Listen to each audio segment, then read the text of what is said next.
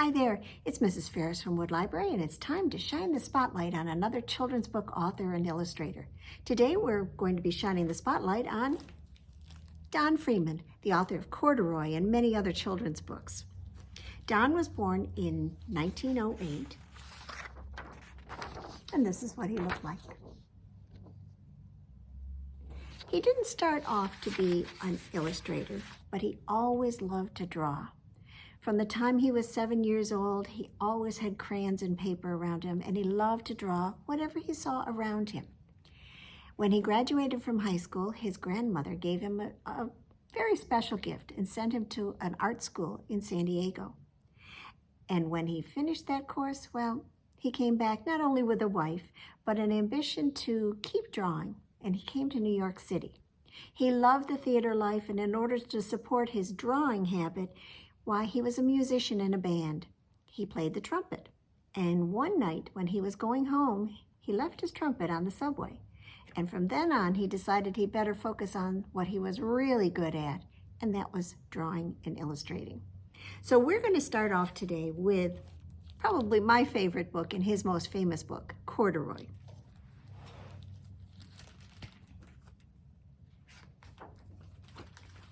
This is published by Viking Press. Corduroy is a bear who once lived in the toy department of a big store.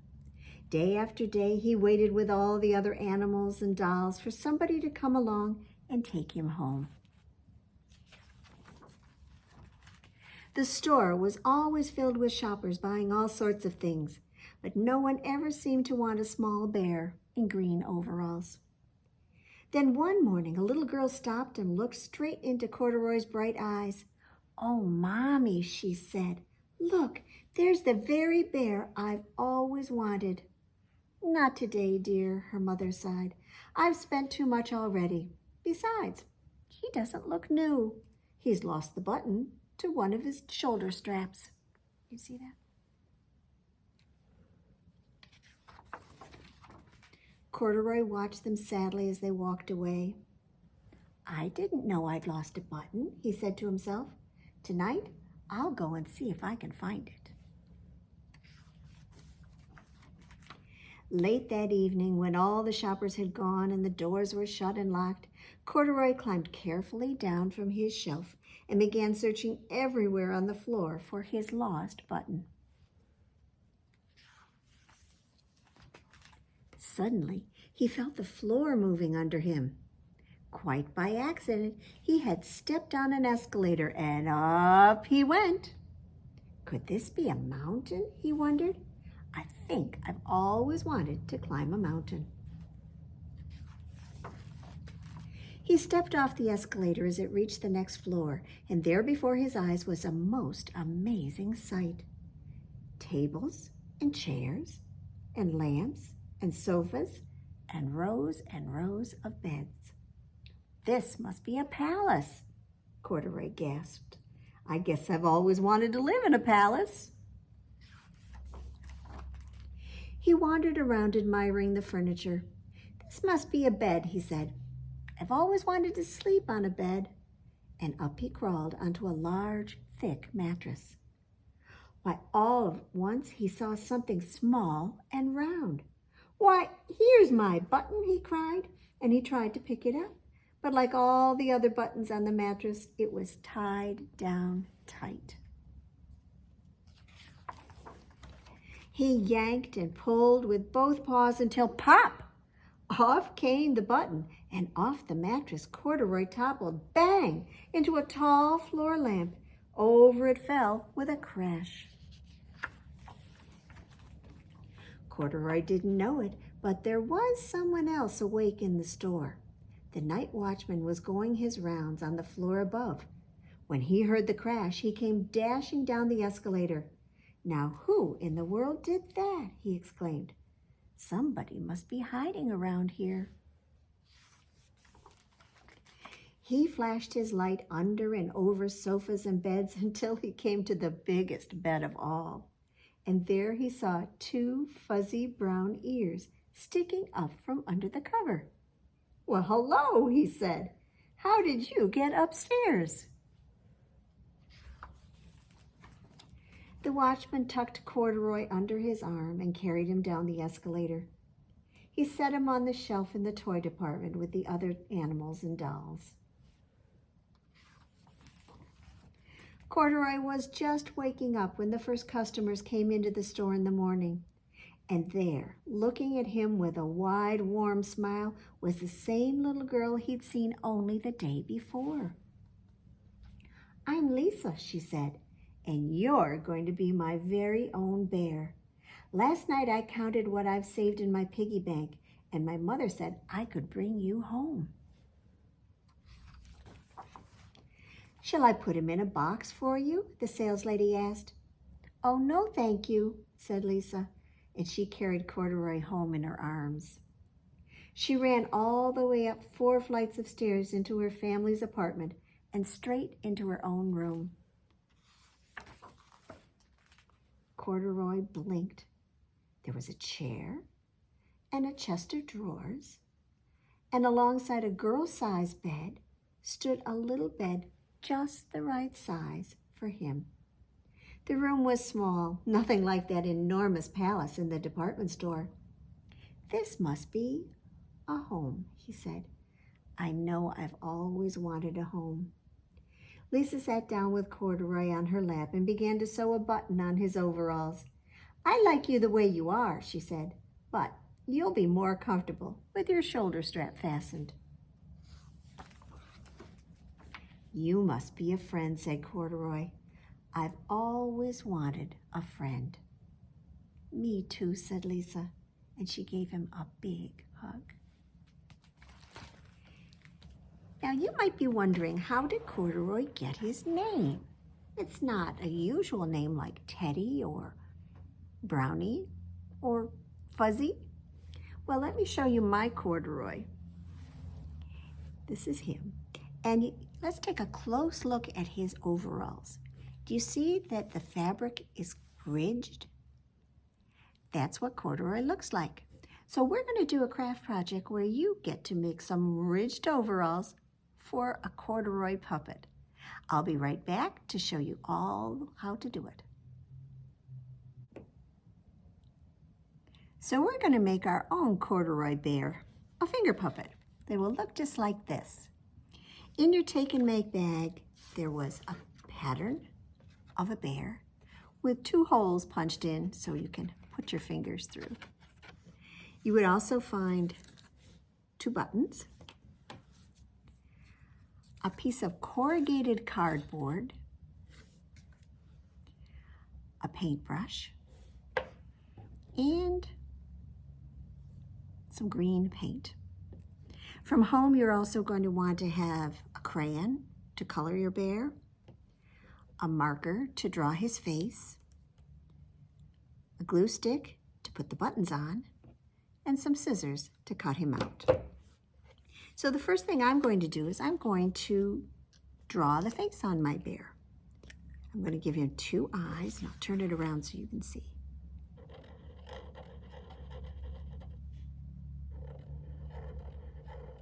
Try to get them as close to the same size as I can. And then I'm going to give him a nose that's kind of a triangle. Like that. And then his mouth.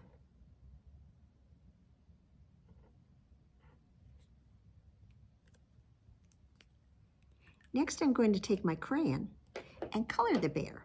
Now, I'm going to leave the middle part uncolored because I'm going to be stamping corduroy on there, corduroy stripes. So I'm going to do his ears,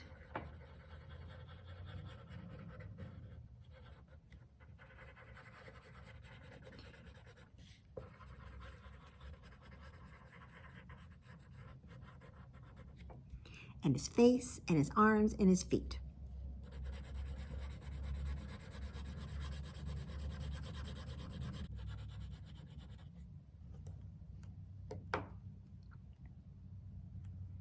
So when I've got him colored just the way I want him, I'm going to take that piece of corrugated cardboard and dip my paintbrush into the paint and just draw on the top part. the ridges. You don't need a lot. And then carefully, I'm going to pick it up, and you notice I've got something covering my table so I don't get any paint on that. But I'm going to just stamp it right down his middle. And then when I lift it up, it looks like he's got corduroy overalls on.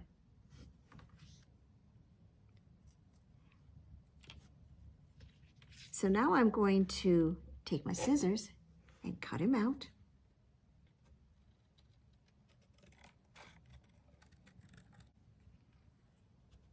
So there's my corduroy bear with his corduroy overalls, but he is missing the same thing corduroy in the story was missing.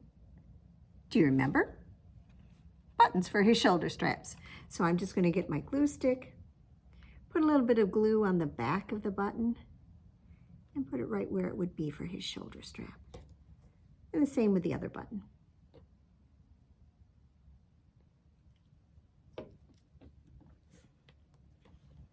There, now he looks perfect. I'm going to clear up my craft supplies here, wash out my brush so it doesn't get stiff, and I'm going to show you one other activity to go along with our corduroy stories. Be right back. This is a fun activity for children to help them develop their small motor skills that are necessary for when they start writing. So what we need is our tracing sheet and another button. Have your child put the button down at the beginning of one of the lines, and then have them trace the line with their finger, pushing the button along. Up, down, up, down, and then go back again. When they master that, they can jump down to the next one, which goes over, down, over, up, over, down, over, up, over, down, over, up, over, down, over. And they can go back again, or they can scooch on over down to the next line, which is angles, up, down. And you can see how this would help them with their pen strokes, their pencil strokes, when they are actually writing letters. And then the last one is kind of an all over the place one. It goes over and then hops up and goes down. Up at an angle, over, hop up and go down.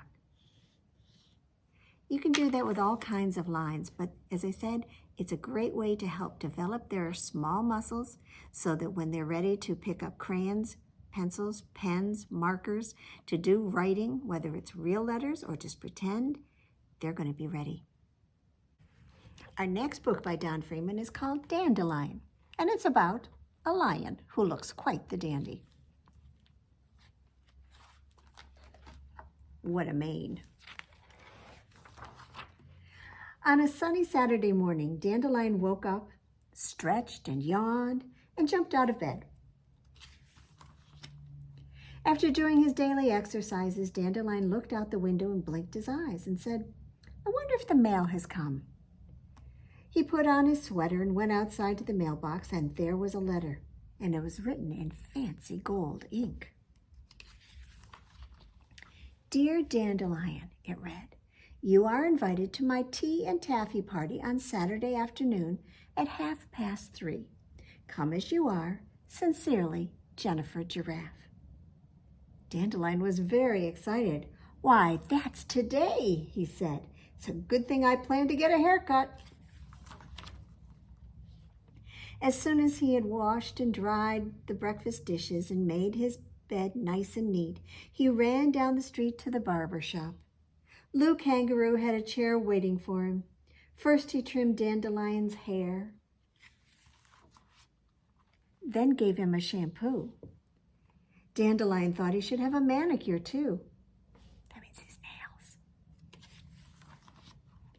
When Lou Kangaroo had finished, Dandelion looked a bit foolish. His mane was frizzy and fuzzy and completely unrulish.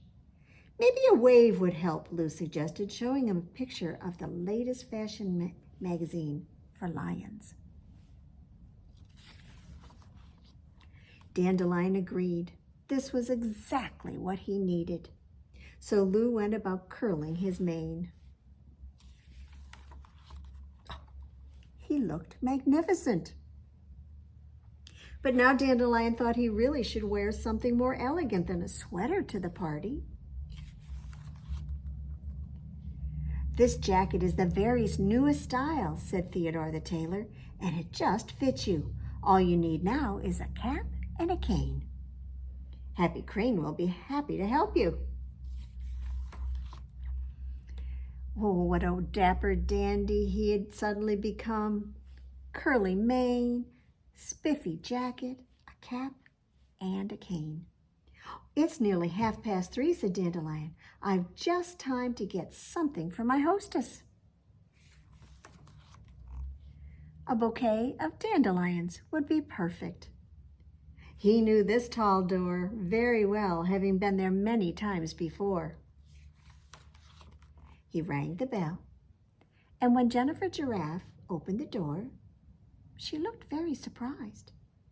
"Yes," she said. "What can I do for you?" She didn't recognize him.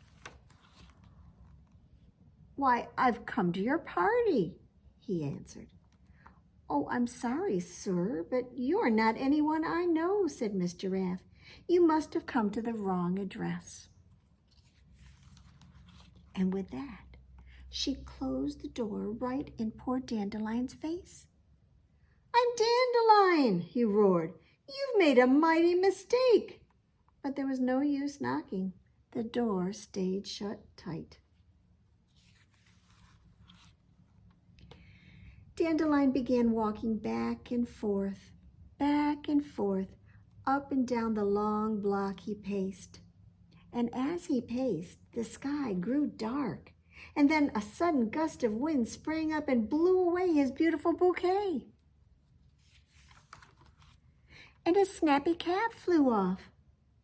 And to make matters worse, it began to rain in torrents. Dandelion dropped his cane and stood under a weeping willow tree. But the rain, poured down right through the branches, and Dandelion was soon soaking wet, and his curls came unfurled. He took off his jacket and hung it on a willow branch.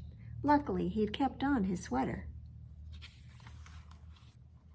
At last, the rain stopped, and the warm sunshine came beaming down.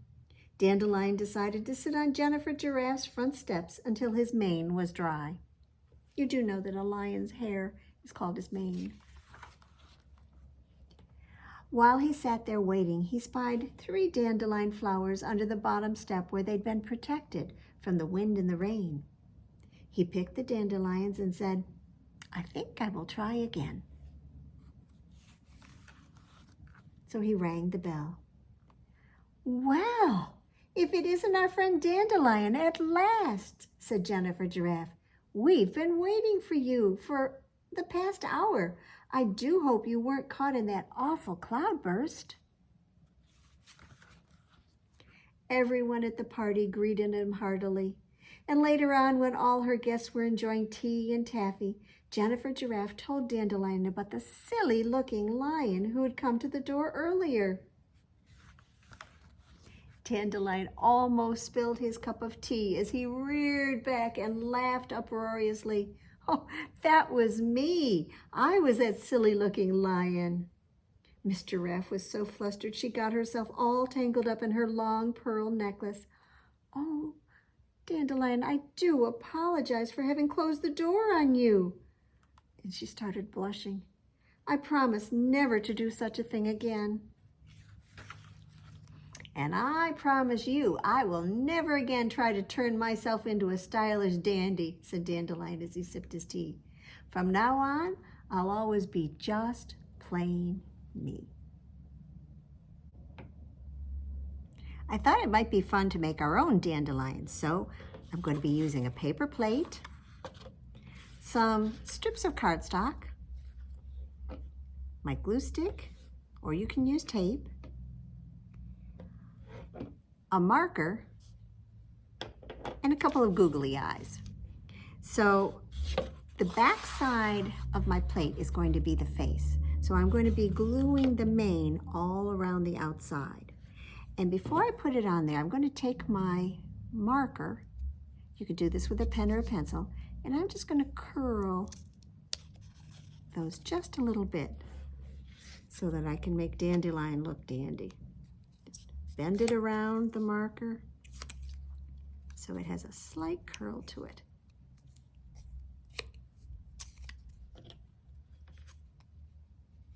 And do that with all 12 of the pieces of paper.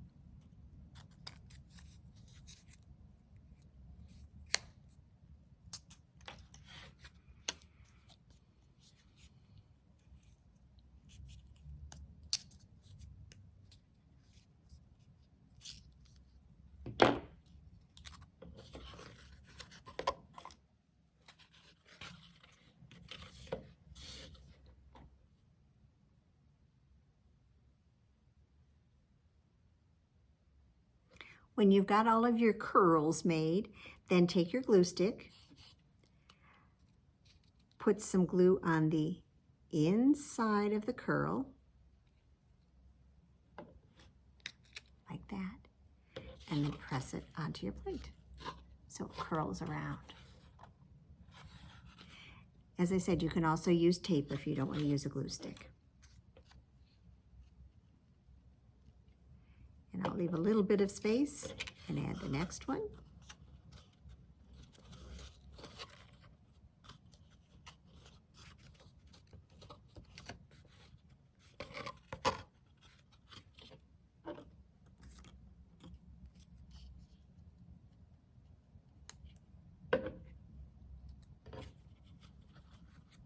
And I find if you hold it in place for just a couple seconds, pressing down on it, it makes it stick better.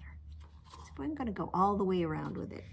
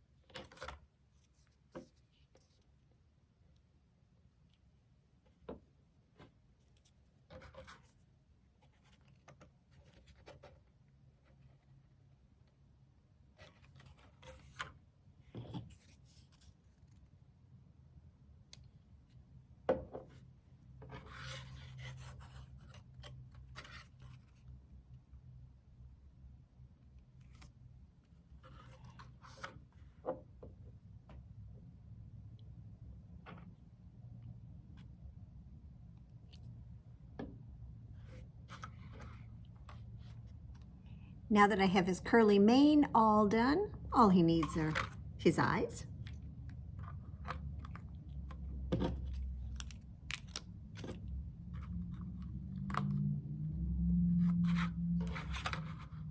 And his nose.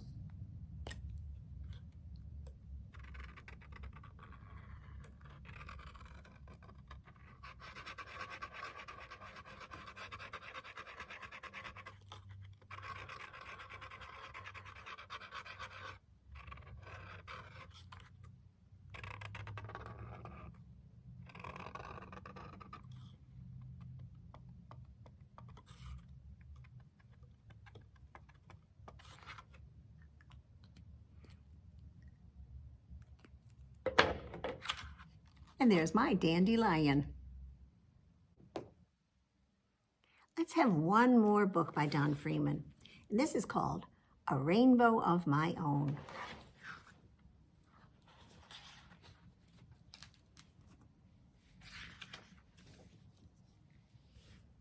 Today, I saw a rainbow.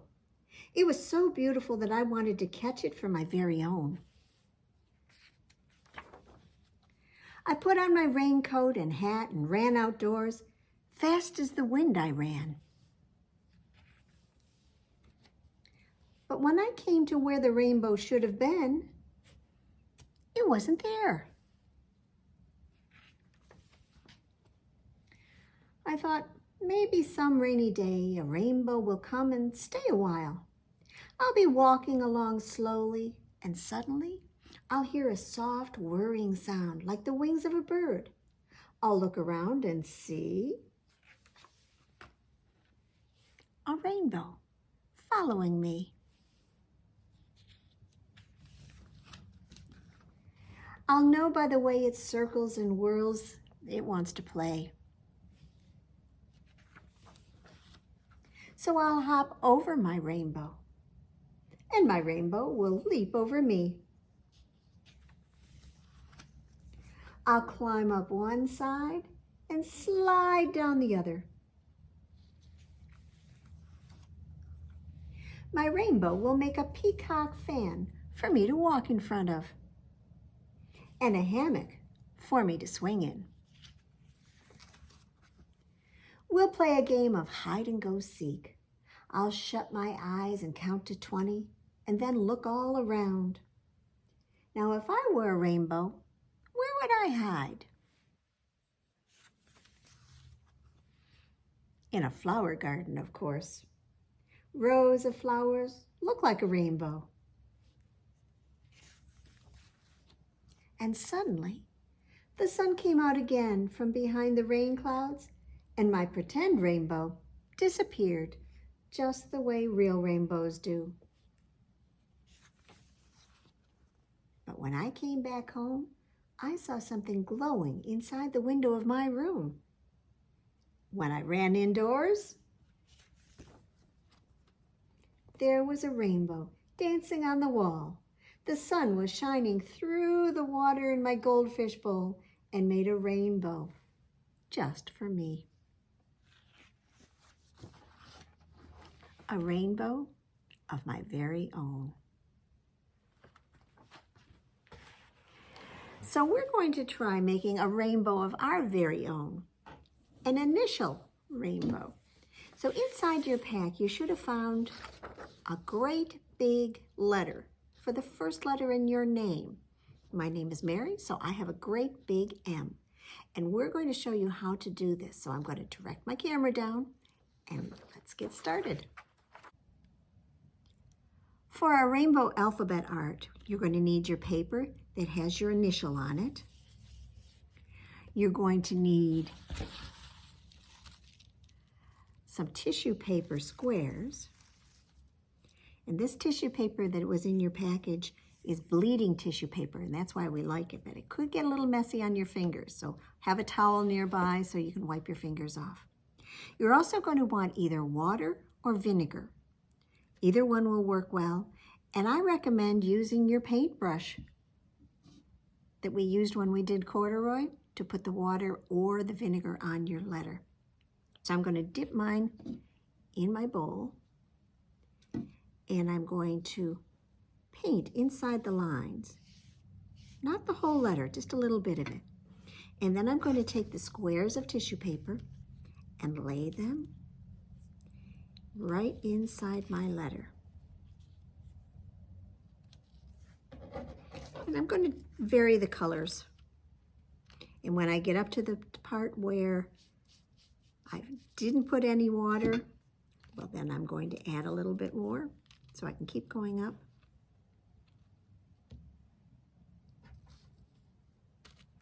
And I have a few small pieces that I can stick in where they overlap.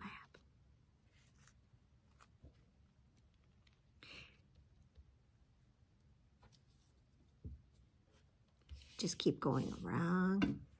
You might have noticed I'm using my placemat again because things could get a little messy with this.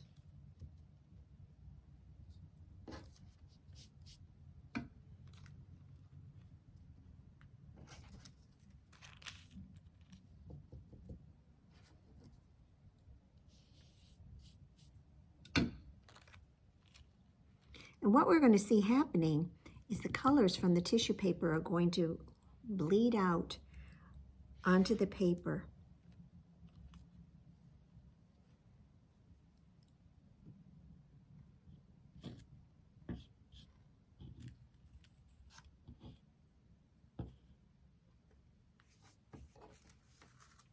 Trying not to have the same colors next to each other.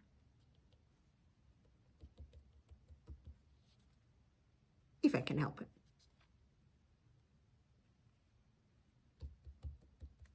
And if I think that it's getting a little dry, I'll just put some more water in there.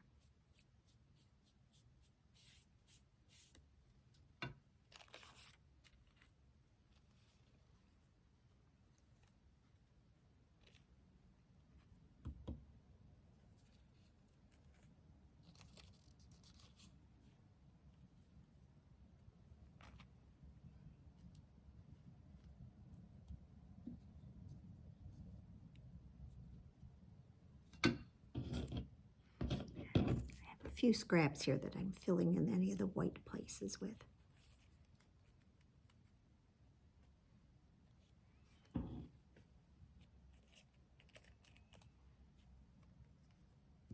And when I have it all filled in, I'm just going to let it sit until it all dries. So I've got one more little spot there I'd like to do something with. Let's see if I've got it. And when you stick it down, it seems like it's dry. Just add a little bit more of the water to it. So I'm going to let this dry, and you let yours dry, and then come on back and we'll show you the magic with it. All right, I think my tissue paper is just about dry. So I'm going to do a little magic and remove it. It should lift right off. Might even blow it off. And you'll see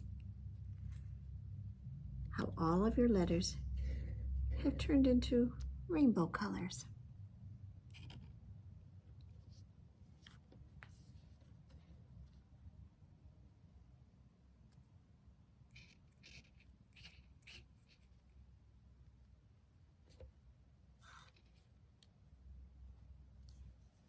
So now I have a rainbow of my very own, and so do you. Thanks for joining me as I was shining the spotlight on Don Freeman and some of my favorite books that he's done. Corduroy, Dandelion, and a rainbow of my own. We'll see you again. We have one more spotlight program before summer, so I hope I'll see you then. Bye-bye.